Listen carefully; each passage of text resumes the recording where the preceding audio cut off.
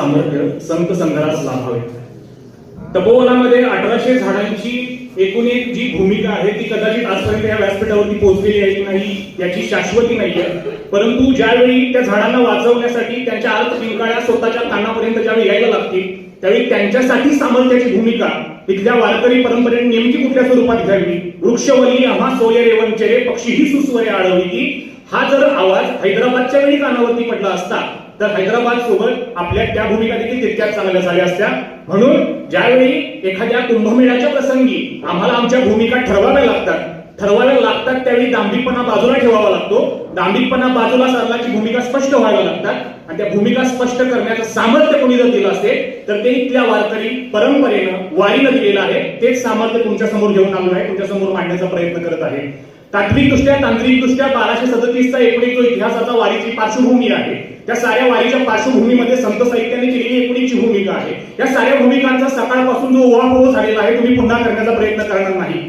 पण त्या वारीचं एकूण जे सामर्थ्य आहे ते आजच्या समता संग्रहामध्ये किंबहुना वेगवेगळ्या काळाच्या टप्प्यांमध्ये कसं समाविष्ट झालं हे मला सांगणं जास्त महत्वाचं वाटायला लागतं. जर तुम्ही असं म्हणत असाल की वारकऱ्यांनी संत साहित्याने घेतलेल्या भूमिका त्या केवळ आध्यात्मिक होत्या तर ह्या संपूर्ण गोष्टीचा मी या ठिकाणी निषेध करतो. कारण त्या माणसाने त्यावेळी घेतलेली भूमिका सामाजिक स्वरूपामध्ये इथला माणूस जिवंत राहिला पाहिजे, त्याचा माणूस पण जिवंत राहिला पाहिजे यासाठीच घेतली होती. आणि वारीच्या एकूण एक परंपरेचं सामर्थ्य हेच आहे असं मला स्पष्टपणे वाटायला लागतं. समता संघर्ष असं ज्यावेळी म्हणायला लागतो त्यावेळी केवळ जातीनं माझ्या विरुद्ध समता संघर्ष केलेला आहे, लिंगभेदावरती समता संघर्ष झालेला आहे, आर्थिकदृष्ट्या समता संघर्ष झालेला आहे. येणाऱ्या कालखंडामध्ये एआयच्या दृष्टिकोनातून असेल किंवा तंत्रज्ञानाच्या दृष्टिकोनातून असेल ज्यावेळी नवीन समता संघर्ष यायला लागेल तेव्हा सुद्धा माणुसकी जिवंत राहिली पाहिजे. यासाठी हीच वारी तितकंच ताकदीचं सामर्थ्य या संपूर्ण स्वरूपाला द्यायला लागेल हा विश्वास देखील माझ्या मनामध्ये जाणवायला लागतो. ज्यावेळी विचार करतो की वारीचं सामर्थ्य आलं म्हणजे नेमकं काय झालं, ज्यावेळी चोखा मेळा यांना डावललं जातं त्यावेळी पुन्हा एकदा ऊस डोंगा पडी रसो हे डोंगा काय भुलला सिवरली या रंगा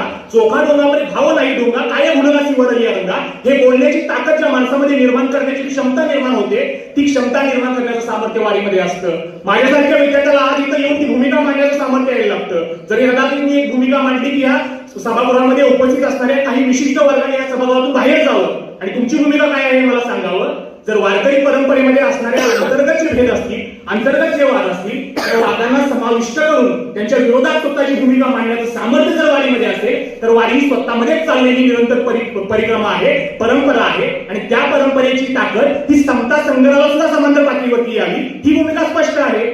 जर बाबासाहेब आंबेडकरांना मूकनायकाच्या सुरुवातीला काय येतो आता धरून या भिड निशंक हे तोंड वाजवले नव्हे जे कोण मुखी यांचा जाणार सार्थक लाजोनी नव्हे इथं त्या तुकारामांच्या ओळी वापराव्या लागत असतील तर वारकरी परंपरेवरती टीका जरी केली असली तरी सुद्धा त्याची मूळ भूमिका त्या वारीच्या माध्यमातून जिवंत राहिली. म्हणून त्याच्या लेखणीपर्यंत हे शब्द आले ही समता संघराच्या सामर्थ्याची भूमिका सुद्धा तुम्ही लक्षात घेतली पाहिजे. आधुनिक कालखंडामध्ये ज्यावेळी पाहायला लागतो तर महाराष्ट्रामध्ये किंवा संपूर्ण भारतामध्ये या ठिकाणी जो समता संघ आहे तो थांबलेला आहे असं म्हणून आपण स्वतःची दांभिकता मिरवण्यात काही अर्थ नाही. जर आज ती समता संघाची भूमिका जिवंत असेल, मणिपूरमध्ये एखाद्या स्त्रीला जर लग्न केलं जात असेल, कुकी मैत्री समाजामध्ये जर तेढ निर्माण होत असतील तर मणिपूरमध्ये इम्फाळमध्ये ज्यावेळी वारी निर्माण व्हायला लागेल त्यावेळी त्या वारीमधून निर्माण झालेली जी भूमिका आहे ते सामर्थ्याचं प्रतीक व्हायला लागेल. कदाचित मणिपूरमध्ये तो एक संघर्ष आहे तो निवळताना दिसायला लागेल. मणिपूरचा महाराष्ट्र आणि महाराष्ट्राचा मणिपूर करण्याची जी काही एक वेगळी राजकीय खेळी आहे तिला योग्य वेळी ओळखणं, तिला वारीचं सामर्थ्य देणं आणि समता संघर्ष तितक्या ताकदीनं जिवंत ठेवणं हीच मूळ भूमिका असली पाहिजे.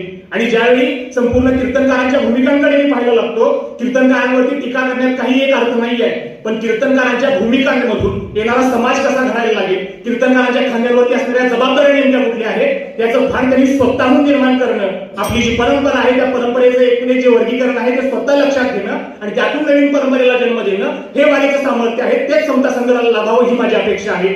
आजच्या कालखंडामध्ये ज्यावेळी पाहायला लागतो जागतिक स्तर असेल किंवा स्थानिक स्तर असेल, विरोध कुठलाही असेल, समता संघ कुठलाही असेल पण वारीतलं माणुसकीचं जे तत्व आहे तेच सर्वात मोठं सामर्थ्य आहे आणि तेच समता संघाला लाभावं ही माझी भूमिका आहे. कुसुमाग्रजांचे शब्द आहे तुमची खानदानी प्रवचन छानच आहे, तुमचे रेशीमकाठी वादविवाद श्रवणीय माननीय आणि मननीय आहे पण तुर्तास रजा द्या माझ्या सन्मित्रांनो कारण पलीकडच्या जंगलामध्ये हिमलाटेत कुरकुरणाऱ्या त्या नग्न पोरांच्या घरी मला जायचं आहे त्यांच्या अंगणामध्ये जाळ पेटवण्यासाठी. वारीचं सामर्थ्य काय आहे, वारीचं सामर्थ्य आहे त्यांच्या अंगणामध्ये जाळ पेटवण्याचं. ते जाळ पेटवण्याचं सामर्थ्य असंच लाभाधिक राहू दे आणि ही संपूर्ण समता संघाची पार्श्वभूमी पूर्ण होऊ दे इतकाच आशावाद. खूप खूप धन्यवाद.